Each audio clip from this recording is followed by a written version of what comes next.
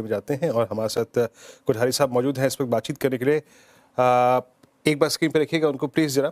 और आपने नंबर्स को सुना सर, मतलब बजट के नंबर्स को समझ लिया। अब now we have a clear mandate on RBI policy as well. अब एक चीज़ ये है कि जो ग्लोबल मार्केट्स की पोजीशनिंग, एफआईएस की पोजीशन को देखते हुए ये बात तो क्लियरली विजिबल है कि they are sellers at higher levels.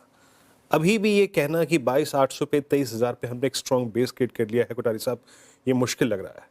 आपका व्यू क्या है? क्या अभी कंसोलिडेशन विद नेगेटिव बायस या फिर कंसोलिडेशन चलने की संभावना ज़्यादा लग रही है आपको? वीरेंद्र जी, सबसे पहली इंपॉर्टेंट बात ये होती है कोई भी निवेश करते वक्त इन्वेस्टर को या फंड मैनेजर जो भी स्टॉक लेते हैं कि हमारी डाउनसाइड कितनी है। देखो, upside India is the fastest growing economy, तो 3 4 5 साल में कंपाउंडिंग रिटर्न्स आना ही है, वो सबको पता है। डाउनसाइड कितनी है? तो डाउनसाइड के लिए सबसे पहले देखना पड़ता है कि क्या वैल्यूएशन पे हम ये इंडियन इक्विटी मार्केट आज ट्रेड कर रही है और क्या वो वैल्यूएशन एवरेज के ऊपर है कि नीचे है। तो अगर आप लास्ट 10 साल का एवरेज पी देखेंगे तो 1 ईयर फॉरवर्ड बेसिस पे currently our current valuation P is lesser than last 10 years average valuation. So the entry point is in your favor. The margin of safety is in your favor. We all have been waiting for the correction from last 3 months. And finally the good correction is already came. बहुत सारी companies 20, 25, 30, 35% down है। अच्छी companies की बात कर रहा हूं, अच्छी बैलेंस शीट की बात कर रहा हूं। So the event for which we have been waiting it is already happened. और सबसे इंपॉर्टेंट जो अनसर्टेनिटी रिलेटेड जो है, जैसे कि बजट में काफी एक फियर होता था कि बजट में क्या होएगा, तो budget is been progressive, budget is been growth oriented. एक दूसरा फियर था कि डोनाल्ड ट्रंप आएंगे तो क्या होएगा, तो उनका भी फर्स्ट 10-15 डेज में जो भी नेगेटिव अनाउंसमेंट आना था, बहुत सारी चीज अनाउंस हो चुकी है। So I think from here, it is a more of a worst is pricing in. Most of the bad news are already priced in. Can market go down another 5% is always possible, but you cannot time it to its perfection, correct? So I think it's a very good entry point if you ask my personal view. एक बहुत ही अच्छा valuation में अगले 3 4 5 साल का अगर ये investor का व्यू है तो ये बहुत ही एक अच्छी एंट्री पॉइंट रहेगी और बाजार में अभी निवेश करना चाहिए। Rajesh ji, very good afternoon sir. Shreya बात कर रही हूँ। आपने बहुत अच्छी तरीके से बताया सर। अभी फ़िलहाल आपने कहा कि बहुत सारे स्टॉक्स अभी डाउन है और अभी अच्छा वक्त है एंट्री करने के लिए। तो ऐसा बड़ा तबका है सर जो ये चाह रहा है कि अभी बाजार में एंट्री करें, तो कौन से स्टॉक या इनफैक्ट सेक्टर अभी आपको अच्छे लग रहे हैं जहाँ पे अभी एंट्री की जा सकती है? सबसे फर्स्ट सेक्टर है, फॉर एग्जाम्पल जो बजट से बेनिफिशियरी भी है वो ऑटोमोबाइल एंड ऑटो एंसिलरीज है। यहाँ पे टू व्हीलर्स देखिए या कार प्लेयर देखिए या ऑटो एंसिलरीज देखिए, जिसको कभी भी ज्यादा बेनिफिट होता है, जहां पे ऑटो एंसिलरी की कंटेंट पर व्हीकल इज इंप्रूविंग, तो auto ancillary looks very good. Second is a pharmaceutical sector, जिसके अंदर पूरा हेल्थ केयर एंड हॉस्पिटल्स हम दोनों इस पे कंबाइन करते हैं, तो जहां पे growth is going to be very strong for FY26 as well as for FY27। तो नेक्स्ट 2 साल फॉर CDMO प्लेयर्स, जैसे फार्मा में भी बहुत सारे मल्टीपल सेगमेंट होती है, तो CDMO players are likely to very well. 3 4 domestic pharma companies where growth is going to be higher than the market growth, that is likely to do well. 2 or 3 very big hospitals where the expansion जहां पे bed capacity हो रही है, that looks very good to us. So pharmaceutical, healthcare, ये second space अच्छी लग रही है। Third segment is the banking and finance, जहां पे again the interest rate cut has already been announced.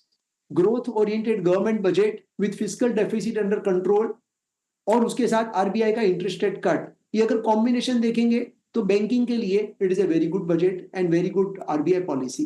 With in banking, housing and finance बहुत एक interesting space है, जहां पे अर्निंग्स ग्रोथ 18 से 20% आपको अर्निंग्स ग्रोथ मिल सकता है। तो banking and finance is the third segment.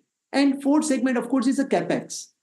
Capex में बजट के बाद एक ऐसा एक what I would say perception हो गया है कि बजट में कैपेक्स की प्रायोरिटी नहीं थी, लेकिन कभी भी जब भी हम पोर्टफोलियो कंस्ट्रक्शन करते हैं, so there are always winners and there are losers. So जो विनर्स है, जैसे कि पावर ट्रांसमिशन जो है उसमें कोई प्रॉब्लम नहीं है, गवर्नमेंट की PLI स्कीम जो है उसमें कोई प्रॉब्लम नहीं है। तो जहां पे ग्रोथ एक्सेलरेशन कंटिन्यू है, that's where we need to focus upon. Road is a segment where for example हमारे पोर्टफोलियो में तो हमारे पास एक भी रोड कंपनी थी नहीं पिछले 5 सालों में, तो यहाँ पे रोड में कैपेक्स अभी म्यूटेड हो रहा है, बाउंड टू बी, क्योंकि काफी सारा खर्चा रोड में गवर्नमेंट ने कर चुकी है पिछले 6 7 8 10 साल में। तो there are pockets where there is not going to be big growth within total capital expenditure, and there are pockets where we are still going to have a काफी एक अच्छा growth रहेगा. So one needs to be selective in the capex space. So that's basically the how in from the sector perspective ये basically sectors है जहाँ पे हम positive. अच्छा राजेश जी, ये जो सबसे ज़्यादा हैमर्ड स्पेस है, जिनमें सबसे ज़्यादा पेन था, एफआईएस की अनवाइंडिंग हुई थी, कैश की सेलिंग हुई थी, उसमें एक रियल स्टेट भी है और रियल स्टेट एंसिलरी भी है. अब रियल स्टेट में आप तर्क ये दे सकते हैं कि whatever wealth you create in, I think equity market it generally chase real estates as well. But real estate ancillary, वहाँ भी प्राइस डैमेज काफ़ी सिवियर हुआ. उसके कुछ कारण भी थे. वहाँ पे एनवायरनमेंट काफ़ी कम्पिटिटिव था, for instance Asian paints and और भी सारी चीज़ें थी. अभी यहाँ पे आप लोगों ने कुछ बाइंग करी है किन लेवल्स पे? So real estate ancillaries में there are few consumer companies, जैसे for example wire and cable एक segment है, एक pipe segment है, एक tiles segment है, एक plywood segment है और एक paint segment है. तो last करीब काफी time से we have a zero exposure to paint segment, zero exposure to pipe segment and many more such micro segments. Wire and cable एक ऐसा स्पेस है जहां पे हमें लग रहा है कि अभी भी growth potential is going to be higher, क्योंकि यहाँ पे गवर्नमेंट का कैपेक्स, प्राइवेट सेक्टर का कैपेक्स, वो भी एक ग्रोथ ट्रिगर है. और रियल एस्टेट में टिपिकली 2 साल के बाद जो एक होता है पहले रियल एस्टेट रजिस्ट्रेशन, तो पहले रियल एस्टेट सेक्टर में रजिस्ट्रेशन होता है, लेकिन जब भी आपको आपके घर मिलता है तो उसको T+2 ईयर्स, 2-3 साल के बाद आपको पोजीशन मिलता है, तो तभी एक्चुअली वायर एंड केबल का डिमांड चालू होता है. तो ये बेसिकली मार्च 2020 के बाद सितंबर 2020 से रियल एस्टेट में रजिस्ट्रेशन बढ़ने चालू हुए. तो उसका जो एक्चुअल जो वायर एंड केबल ऑफटेक है या पूरे बिल्डिंग मटेरियल सेगमेंट की जो ऑफटेक है वो अभी नेक्स्ट 2-3 क्वार्टर के बाद आना चालू हुई.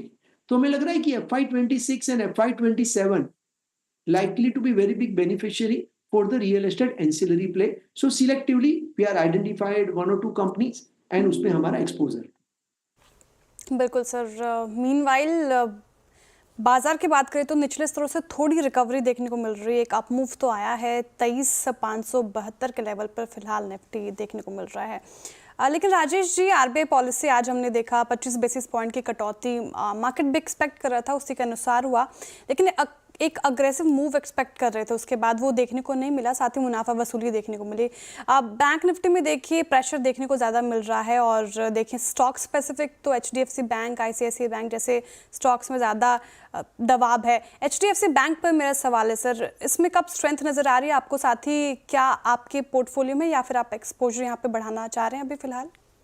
So currently हमारे पोर्टफोलियो में already we are holding the name. So please put a disclaimer, क्योंकि हम स्टॉक स्पेसिफिक अभी बात कर रहे हैं. सो हमें लग रहा है कि अगले प्रोबेबली 1 or 2 क्वार्टर्स के अंदर द पेन ऑफ जो मर्जर का जो पेन था that will get over and bank will come back on growth from the 2Q और 3Q onwards. But the valuations are reasonable. It is a strong franchise. 10 साल का average valuation देखोगे तो right now it is at very very reasonable valuation compare to its own 10 years history.